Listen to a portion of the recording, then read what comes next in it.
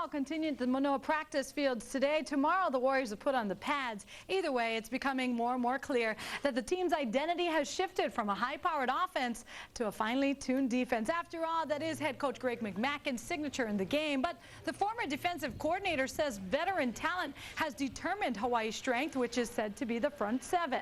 5 starters returned from UH's defense, which finished last year ranked 34th in the country. Hawaii's D-line is also getting some special attention from the newest staff members, ends coach Dave Aranda and tackles coach Ikaika Malloy. I mean, they teach us a lot of stuff that we did in practice before. This season, you're going to see a lot more pass rushing, and well, we've already got the run defense down. It's just trying to develop ourselves as pass rushers and hopefully get to the quarterback faster. I mean, last year, it was all offense. This year, it's a lot of defense, or mostly defense. So we just got to step it up and play even better this year.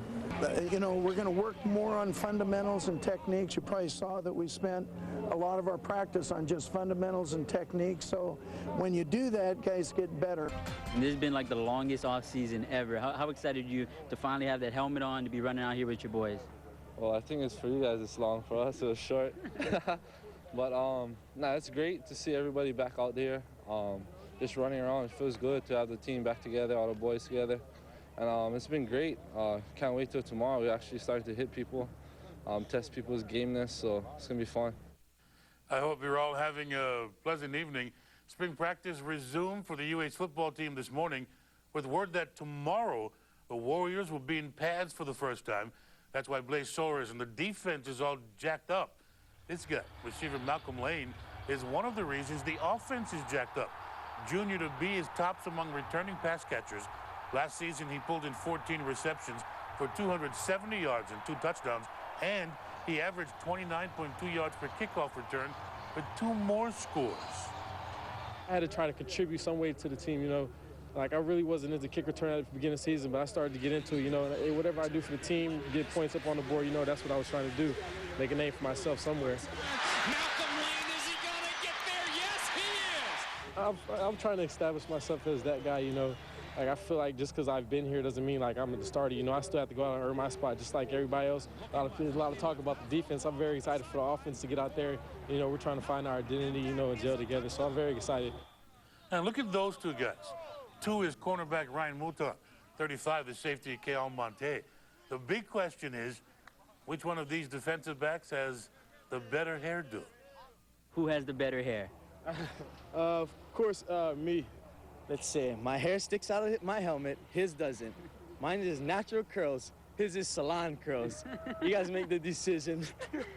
I mean, he always says that he has longer hair or whatever, but mine's better. Of course. Oh, Mutan is just ugly, and our boy, he's uglier, so I don't know which one to say. Day 3 of spring practice kicks off tomorrow morning at 7. For Warrior head coach Greg McMackin. Yesterday he was at the University of Hawaii's Pro Timing Day in California. Today he's back leading practice in Manoa, and he tells us his take on how yesterday's event went.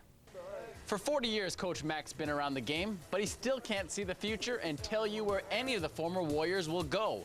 However, he can tell you one thing.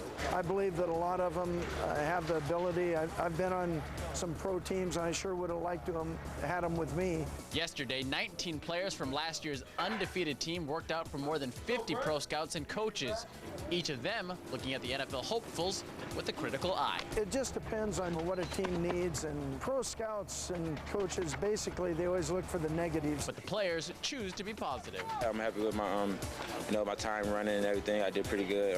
Everything else, jumps, was all pretty good.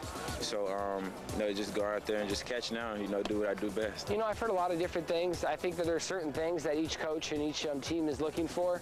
And, you could come out here and have a great workout and people can think, not be impressed. And you could come out here and not do that as well as you wanted and people can walk away really impressed. As for Coach Mac, he was extremely pleased with what he saw from everyone involved, particularly Colt. Colt did an excellent job. I used to coach with Ted Toner, who worked him out, and he really likes him. He was really throwing the ball strong. He looks good. Looks like a model at 218.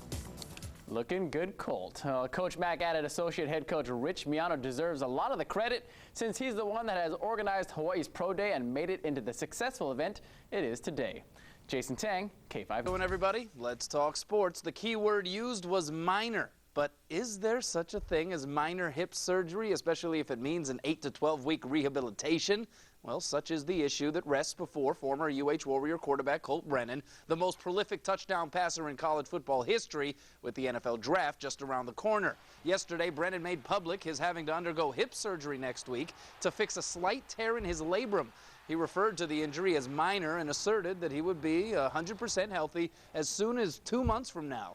The hip didn't prevent Colt from participating in a pro day held yesterday in Carson, California, where Colt and many other former Warriors worked out before NFL scouts. And by all accounts, Brennan was impressive. Still, with the NFL draft less than 4 weeks away, the timing is unfortunate, and his stock is once again in question. Yesterday, though, Colt remained hopeful. That's pretty much, why I went out and threw at the combine and why I threw today, to show everybody, look, this is how good I am right now. And according to this doctor, if I have that surgery on April 7th, then I will be ready to go 100% come training camp. And that was what was most important to me. The criticism I'll get from this surgery, all those guys that are, talking and saying everything, they have nothing to do with picking you in the draft. And, you just got to trust that the GMs and the coaches know what they're doing and, will give you a shot. And that's pretty much where we're at right now. The rehab will likely prevent Colt, though, from attending rookie camps for any team that selects him. The NFL draft is scheduled for April 26th and 27th. It'll be a different look at quarterback this season for UH. Obviously, someone other than Colt will be under center, but that's just it. In the Warriors' offensive scheme under new offensive coordinator Ron Lee, the quarterback will more often be under the center as opposed to almost solely lined up in the shotgun. The proof was in the practice. On day 2 of spring drills, the Warriors spending a portion of the morning running sets with the QBs in the more traditional pre-snap position under center. For Inoke Funaki and Tyler Gronke, currently 1 and 2 on the quarterback depth chart, it'll take some getting used to.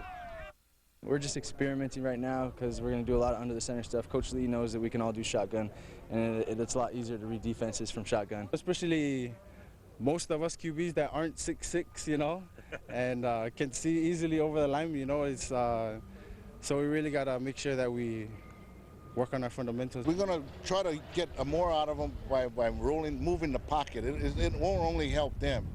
They'll read things faster, but it'll put more pressure on the defensive front.